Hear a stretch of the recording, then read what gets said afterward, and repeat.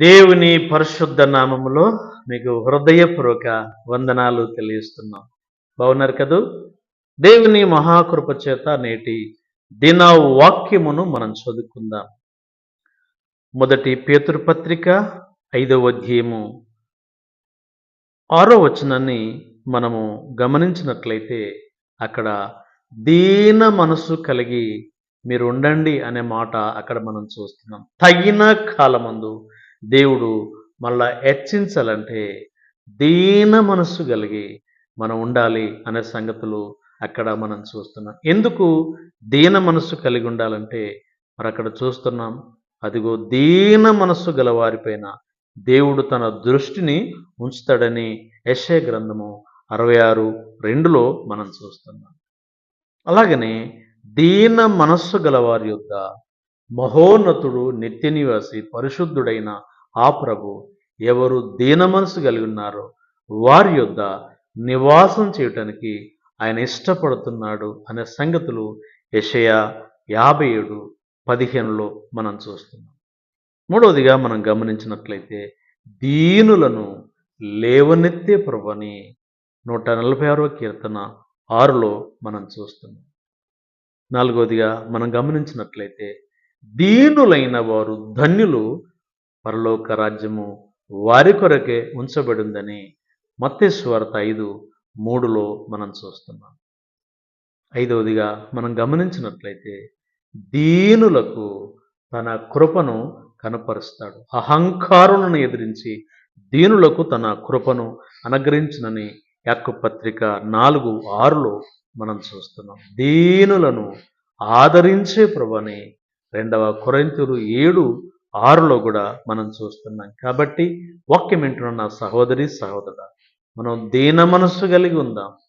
దేవుని దృష్టి మన మీద ఉంటుంది. దీన మనస్సు కలిగి మనం ఉందాం. దేవుడు మన హృదయాలలో ఆయన నివాసం చేస్తాడు. దీన మనస్సు కలిగి మనం ఉందాం. మనల్ని దేవుడు లేవనెత్తుతాడు, ఆశీర్వదిస్తాడు. మనం దీన మనస్సు కలిగి ఉందాము. ఈ లోకాన్ని విడిచి పరలోక రాజ్యములో భాగ్యాన్ని సంపాదించుకుందాం. మనం దీన మనస్సు కలిగి ఉందాము. అదిగో ఆయన కృపను పొందుకుందాం. ఆయన కృప చేత ఆదరింపబడదాం. ముందుగా ఆయనే దీన మనస్సు కలిగిన ప్రభుగా మనం చూస్తున్నాం. మత్తయి సువార్త 11:29లో మనం చూస్తున్నాం. నేను సాత్వికుడును, దీన మనస్సు గలవాడను, నా వద్దకు వచ్చి నేర్చుకునుడి, నేను మీకు నేర్పుతానని ప్రభు పలుకుతున్నాడు. కనుక ప్రభుకే అంత దీనత్వం ఉంటే మరి వాక్యం వింటున్న నా సహోదరి సహోదరుడా, మానవులమైన మనం ఎంత దీనులుగా ఉండాలి, ఎంత తగ్గింపు కలిగి ఉండాలో ఆ లేఖనాల ద్వారా మనం చూస్తున్నాం. కాబట్టి దీన మనసును మనం కలిగి ఉందాం. దేవుని దృష్టి మన మీద ఉంచుకుందాం. దీన మనస్సు కలిగి ఉందాం. దేవుడు మనలో నివాసం చేయనట్లు ఉందాం. దీన మనస్సు కలిగి ఉందాం. మనం లేవనెత్తబడదాం, ఆశీర్వదింపబడదాం. దీన మనస్సు కలిగి ఉందాం. పరలోక రాజ్య భాగ్యాన్ని సంపాదించుకుందాం.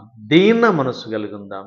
దేవుని కృపను ఎల్లప్పుడూ పొందుకుందాం. ప్రార్థన. జీవం కలిగిన మా తండ్రి, స్తోత్రములు చెల్లిస్తున్నాం. మీ వాక్యమైన నీ బిడ్డల్లో ఆత్మకార్యాన్ని జరిగించండి. దీన మనస్సు కలిగి ఉండుడని అదిగో మీరు మాట్లాడుతున్న విధానం కొరకు స్తోత్రాలు. దీన మనస్సు నాకు మాకందరికీ ఎంతో అవసరమైందని మరొకసారి మాట్లాడిన విధానం కొరకు స్తోత్రాలు. దీన మనస్సు గలవారిపైన మీ దృష్టి ఉంది. దీన మనస్సు గలవారి యొద్ద మీరు నివాసం చేస్తారు. దీన మనస్సు గలవారిని లేవనెత్తుతారు. దీన మనస్సు గలవారికి మీ కృప అనుగ్రహింపబడుతుంది. దీన మనస్సు గలవారికి పరలోక రాజ్యాన్ని ఇచ్చడానికి ఇష్టపడుతున్న మా తండ్రి, స్తోత్రాలు చెల్లిస్తున్నాం. ఈ వాక్యమైన నీ బిడ్డల్లో ఇప్పటి వరకు ఎవరైనా దీన మనస్సు కలిగి లేరా? దయతో క్షమించి ఈ దినము నుంచైనా దీన మనస్సు కలిగి మీరిచ్చే మేళ్ళు, దీవెనలు, అద్భుతాలు వారు పొందుకోవటానికి సాయించండి. నెమ్మదిని దయచేయండి, శాంతిని దయచేయండి, ఆరోగ్యాలతో నింపి మహిమ, ఘనత, ప్రభావములు పొందుకోమని పుణ్య రక్షకుడు యేసు ప్రభు శక్తి కలిగిన నామములు వేడుకొనుచుంటున్నాము తండ్రి. ఆమేన్. Thank you. God bless you.